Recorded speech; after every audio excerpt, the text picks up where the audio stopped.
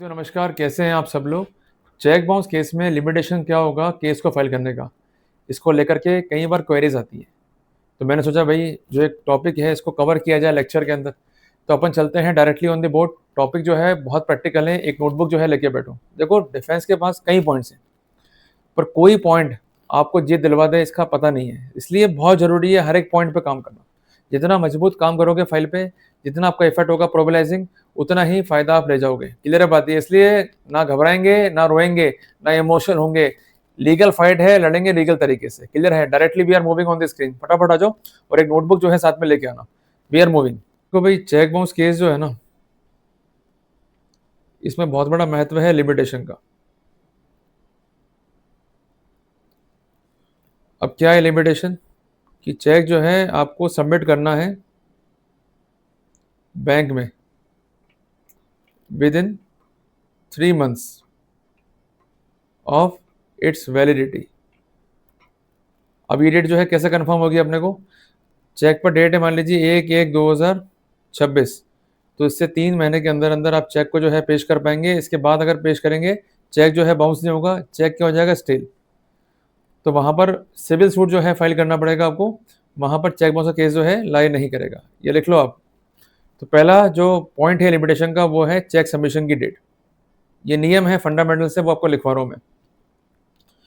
दूसरी बात, जब चेक जो है आपने पेश किया और विद इन लिमिटेशन पेश किया, क्लियर, और चेक जो है बाउंस हो गया, तो बैंक से क्या मिलेगा आपको, मेमो। जो ये कंसर्न मेमो है, इसके 30 दिवस के भीतर भीतर आपको डिमांड नोटिस जो है जारी करना है। क्लियर है। ये टाइम महत्वपूर्ण है 30 दिन का। It is from date of memo. लिख लो जी आप। चलो फिर आगे में पॉइंट नंबर 3, नोटिस जो दिया है वहां से टाइम काउंट नहीं होगा। नोटिस की जब हो जाएगी सर्विस, वहां से टाइम काउंट करना है 15 डेज का। ठीक है जी।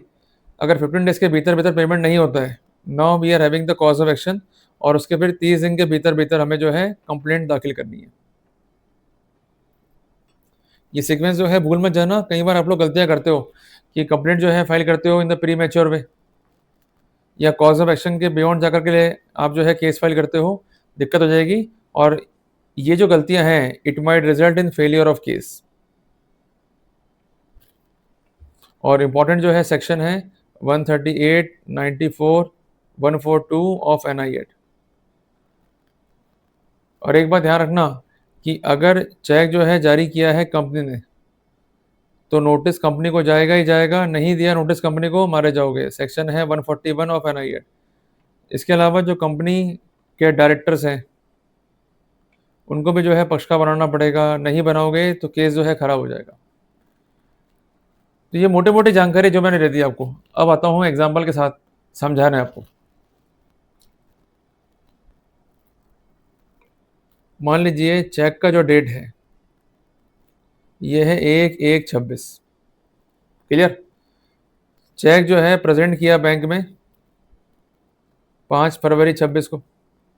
अब यहाँ पर आप चेक करो, 3 महीने के अंदर अंदर हुआ है पेश, 1/1/26 और 5/26। ठीक है जी। तो यहाँ पर अगर चेक बाउंस होगा तो केस बनेगा। क्लियर है। तो we could say it is within limitation. अब चलते आगे। अब चेक जो है बैंक ने कर दिया बाउंस और जारी कर दिया मेमो। यहाँ हम एक डेट मान रहे हैं 10 फरवरी 26 की। जो बैंक का मेमो है इस पर ध्यान रखिएगा कि जो बैंक का अधिकारी है उसका साइन होना चाहिए, और जो बैंक है उसका होना चाहिए सील। अगर वो साइन और सील नहीं है तो वहाँ लगेगा सर्टिफिकेट धारा 63 BSA का। अगर ये चूक कर दी तो कोर्ट मेमो को जो है कंसिडर नहीं करेगा। ये इंपॉर्टेंट है, इसको आप नोट डाउन कर लो। चलते अपन फिर आगे यहाँ से। अब आता है स्टेप नंबर 1। ध्यान रखो 30 डेज लिमिटेशन है इसका। क्या कहता है ये कि चेक बाउंस होने पर नोटिस दो। दूसरी बात, नोटिस 30 दिन में दो। क्लियर हो गया। तो यहाँ पर जो कंसर्न मेमो है उसका डेट है 10 फरवरी 2026। इससे आपको 30 दिन जो है काउंट करने हैं। अब काउंट कर लो क्या आएंगे। जिस दिन ये बाउंस हुआ है ये डेट काउंट नहीं करेंगे, काउंटिंग करनी है 11 फरवरी 26 से 30 दिन। तो अपन काउंट कर लेते हैं हाथों हाथी। 11, 12, 13, 14, 15। क्लियर हो गया। 16, 17, 18, 19, 20, 21, 22, 23, 24, 25, 26, 27, 28। क्लियर हो गया। ये हो गया अपने 18 दिन फरवरी के। क्लियर हो गया। अब आते हैं अपन आगे।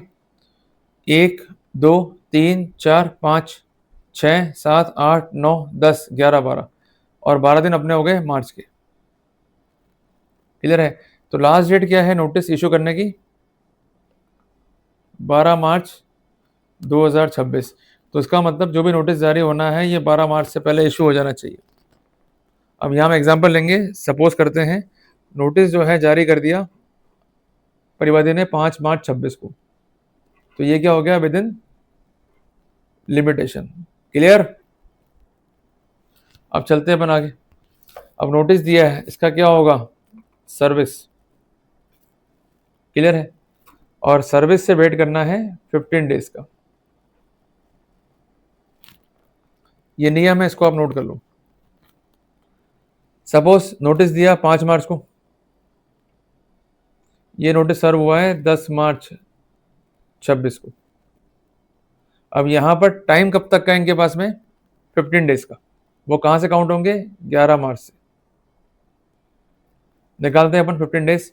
11, 12, 13, 14, 15, 16, 17, 18, 19, 20, 21, 22, 23, 24, 25। तो 25 मार्च जो है लास्ट डेट है अक्यूज के पास में टू मेक पेमेंट। ये लिख लो आप। ये है स्टेप नंबर 2। क्लियर हो गया? कोई दिक्कत नहीं है, चले आगे। चलिए।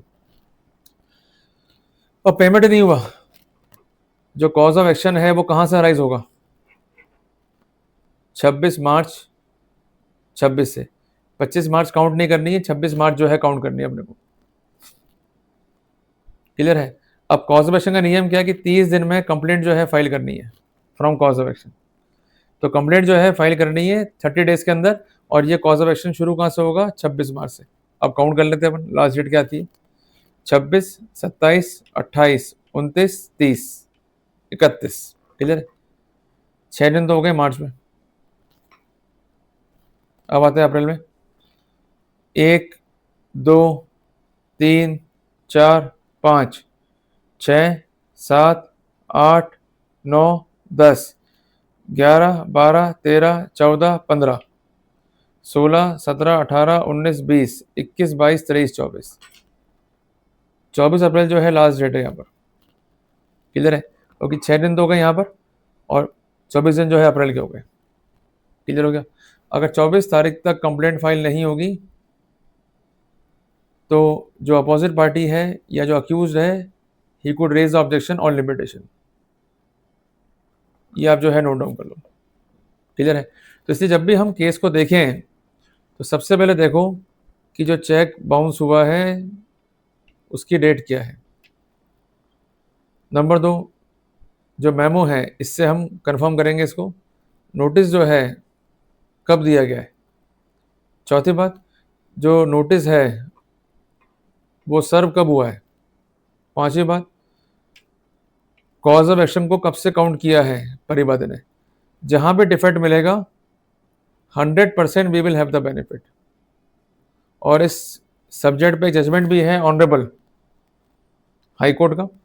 हाई कोर्ट है मद्रास हाई कोर्ट और जजमेंट का डेट है 7/4/2026। इसको भी कोर्ट ने जो है बरी कर दिया अक्यूज को इस पॉइंट पे कि केस जो है बार्ड बाय लिमिटेशन है।